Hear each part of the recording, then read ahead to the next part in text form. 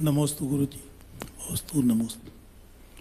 महाराज श्री दक्षिण भारत में काफ़ी संख्या में जैन हैं, लेकिन जैनों की स्थिति इतनी बदतर है कि वो सभा में वर्णन करना बड़ा मुश्किल है। इतना प्राचीन हमारी वहाँ पे सभ्यता रही, मूलते जो हमारे द्रविड़ लोग हैं वहीं से चला, अनेकों ग्रंथों की रचना हुई, महान आचार्यों ने जन्म लिया। फिर भी ऐसा क्या कारण हुआ कि आज के वहाँ पर अधिकतर जैन लोग बहुत ही अभाव में स्थिति में जीवन जीते हैं? क्या उनको हमें अपनी मुख्य धारा में लाएं, अपने समाज के साथ लाएं?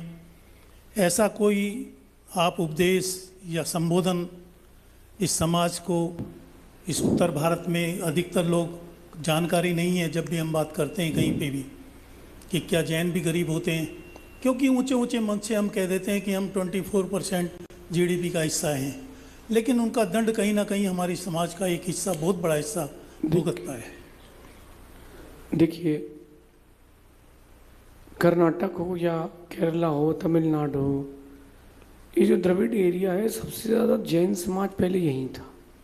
फिर आक्रमण के कारण और कुछ ऐसे कम उम्र के बड़े पापी लोग पैदा हुए जिन्होंने इस पर बहुत घात पहुंचाया, हमारे ग्रंथ जलाए, श्रावकों का परिवर्तन किया और जिनालय भी तोड़े। उसमें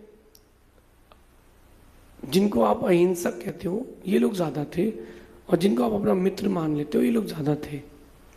सबसे ज़्यादा इन्हों लोगों ने यहाँ हिंसा करी, और मदुरई में तो हद ही पार कर दी। मदुरई में एक दिन में 8000 मुनियों को एक साथ मारा था, और वहाँ शिलालेख भी आज भी उपलब्ध है, नेट में भी उपलब्ध है। जिन्होंने मारा था उनको शर्म आना चाहिए, उनके अनुयायियों को शर्म आना चाहिए कि आप मंदिर तो बनवा दोगे, मुनि कहाँ से लाओगे? तो वहाँ आज भी इसके लिए फेस्टिवल मनाया जाता है कि हमने जैन मुनियों को मारा था, इसका फेस्टिवल मनाया जाता है। तो आप सोचो उनके अंदर कितना कलुषता होगी। घानी में पेल दिया, कुएं में डाल दिया, कुएं में मार के लाश से भर दी, बहुत कुछ हुआ।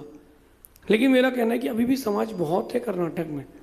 चूँकि मैं कर्नाटक रह के आया हूँ और अभी मैं मंदिरों के जीर्णोद्धार पर कर्नाटक के बहुत विशेष काम कर रहा हूँ, तो समाज को इस बारे में ध्यान देना चाहिए, कहीं ऐसा ना हो जाए कि वो कन्वर्ट हो जाए, आपका धर्म ही छोड़ दें।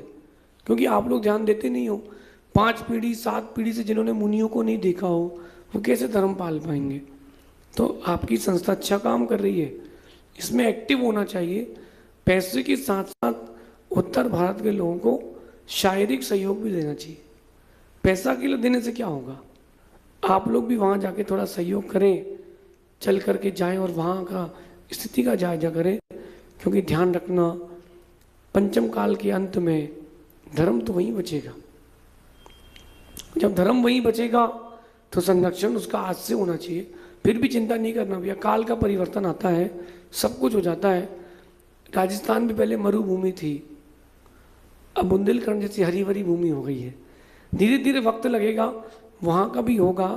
कोई ना कोई साधु ऐसे प्रबल आएंगे जिनकी वहाँ से सिर्फ निकलने मात्र से लोग जैन दर्शन के प्रति श्रद्धा को बढ़ाएंगे, ऐसा समझिए।